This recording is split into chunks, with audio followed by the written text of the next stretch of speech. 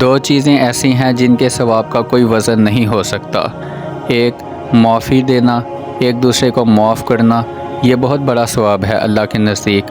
معاف کرنا تو بہت مشکل ہوتا ہے، لیکن معافی مانگنا بھی بہت آسان ہوتا ہے، اسی لیے سب کو معاف کرنا سیکھیں۔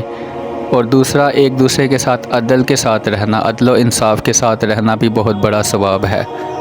تمام نیک کاموں میں سے زیادہ ثواب 3 کاموں میں ہے: اپنے مال اور دولت کو اللہ تعالیٰ کی راہ میں پوشیدہ طور پر صدقہ خیرات کرنا، والدین کے ساتھ نیکی کرنا، رشتہ داروں سے ملنا اور ان کے حقوق کو بھی ادا کرنا، یہ بہت بڑا ثواب ہے۔ یہ 3 چیزیں ہمیشہ یاد رکھیے۔ بے شک اچھا مال وہ ہے جس سے لوگوں میں عزت اور اللہ تعالیٰ کے ہاں اجر و ثواب حاصل ہو۔ جو شخص اللہ تعالیٰ کے ساتھ تجارت کرتا ہے وہ دنیا اور آخرت میں نفع ہی اٹھاتا ہے، اس کے لیے دنیا اور آخرت بہت آسان ہو جاتی ہے جو شخص اللہ تعالیٰ کے ساتھ تجارت کرے۔ جس شخص کی نیت نیک ہوتی ہے وہ اس زندگی میں زیادہ ثواب پاتا ہے اور نہایت لطف و آرام سے زندگی کو بھی بسر کرتا ہے۔ علم، دین پڑھنے اور پڑھانے والے دونوں ثواب میں شریک ہیں، اور جو ان کے سوا ہیں ان کے لیے کچھ بہتر نہیں ہو سکتا۔ ثواب اللہ تعالیٰ کے نزدیک مصیبت کے اندازے پر ہے۔ بے قراری تقدیر الہی کو نہیں مٹاتی، لیکن اجر و ثواب کو بہت زیادہ گھٹا دیتی ہے۔ ثواب حاصل کرنے کی نسبت گناہ سے پرہیز کرنا بھی زیادہ بہتر ہے۔ نیک نیتی سے ثواب ملتا ہے اور سچے دل سے توبہ کرنے سے گناہ اللہ تعالیٰ معاف کر دیتا ہے۔ جو شخص اپنے مجرم سے انتقام لے لیتا ہے وہ فضیلت دنیا اور ثواب آخرت کو ضائع کر دیتا ہے۔ اللہ تعالیٰ کی بارگاہ میں عدل، بادشاہ اور لوگوں کے ساتھ نیک سلوک کرنے والے کے برابر کسی ثواب اور بدلہ نہیں۔ ثواب آخرت کے برابر کوئی ذخیرہ نہیں، اور ظلم کے برابر کوئی برائی نہیں ہو سکتی۔ دنیا کے حلال مال کا ثواب ہوگا اور حرام کا عذاب، یعنی آپ سے پوچھا جائے گا کہ یہ حرام چیزیں آپ نے کہاں سے لی، کہاں سے یہ مال حاصل کیا اور کہاں خرچ کیا آپ نے۔ اس چیز کی کل روز قیامت والے دن پوچھ ہوگی، اس لیے حرام سے بچیے۔ جو فرد اللہ تعالیٰ کے عذاب سے بے فکر رہتا ہے وہ بڑی سزا پائے گا، اور جو اس کے حکم کو بجلاتا ہے وہ اس کی بارگاہ سے اجر پائے گا۔ ہر ایک نیکی میں ثواب اور ہر ایک برائی میں عذاب ہوتا ہے۔ سونے والے کی حالت پر بہت افسوس ہوتا ہے کہ جب تک نیند میں رہتا ہے اعمال اس کے بند ہی رہتے ہیں اور اس کا ثواب بھی گھٹتا رہتا ہے۔ جو شخص گھبراتا ہے وہ اپنی جان کو عذاب میں ڈالتا ہے اور اللہ تعالیٰ کے حکم کے خلاف کرتا ہے اور ثواب کو برباد کر دیتا ہے۔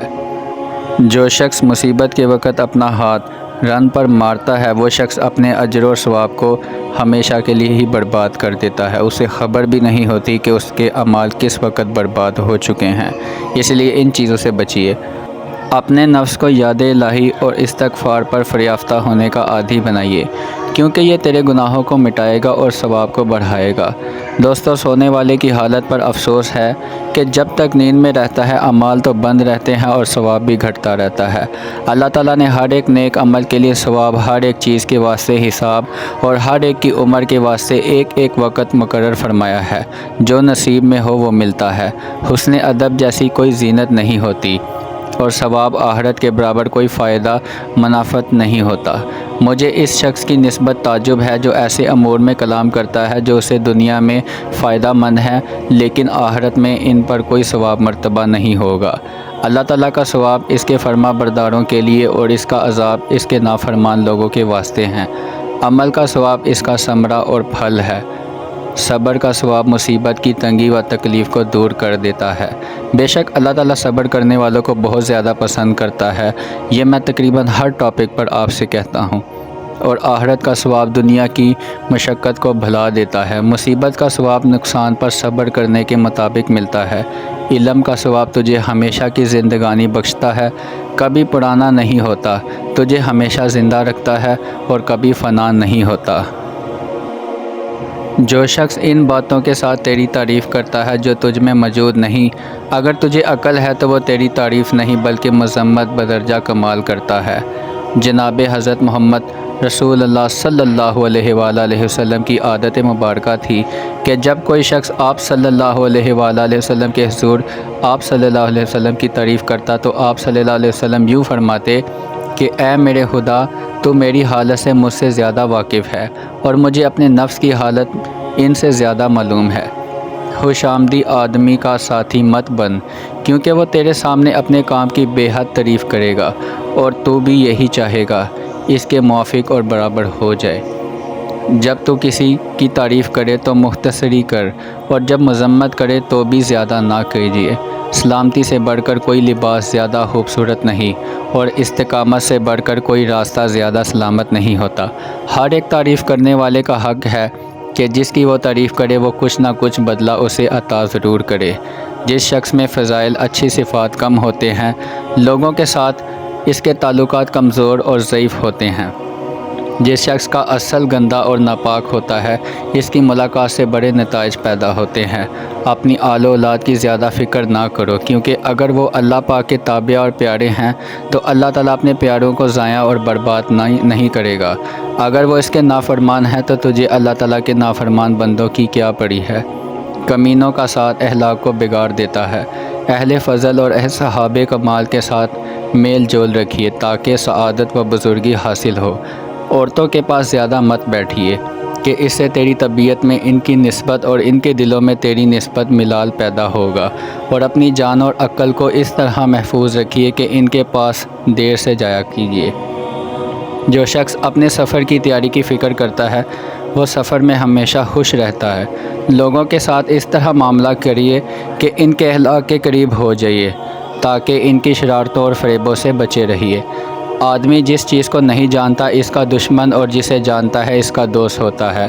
اے ایمان والو، جس شخص سے پیار اور محبت کرو تو اللہ تعالیٰ کے لیے کرو، اور جس سے بغض رکھو اور دشمنی رکھو تو اللہ تعالیٰ کے لیے رکھو، اور جس سے میل ملاپ رکھو تو اللہ تعالیٰ کے لیے رکھو، اور جس سے قطع تعلق کرو تو اللہ تعالیٰ کے لیے ہی قطع کرو۔ جو شخص لوگوں سے برائی سے پیش آتا ہے، لوگ بھی اس کے ساتھ ویسے ہی پیش آتے ہیں۔ جو شخص تجھ سے ملول اور کشیدہ خاطر ہو وہ تجھ سے اچھا سلوک کرے، مگر اس پر بھروسہ اور اطمینان نہ کیجیے، کیونکہ جو شخص دریا کی گہرائی میں غوطہ لگانے والا ہو اسے چمکنے والی بجلی سے کیا نفع ہوگا۔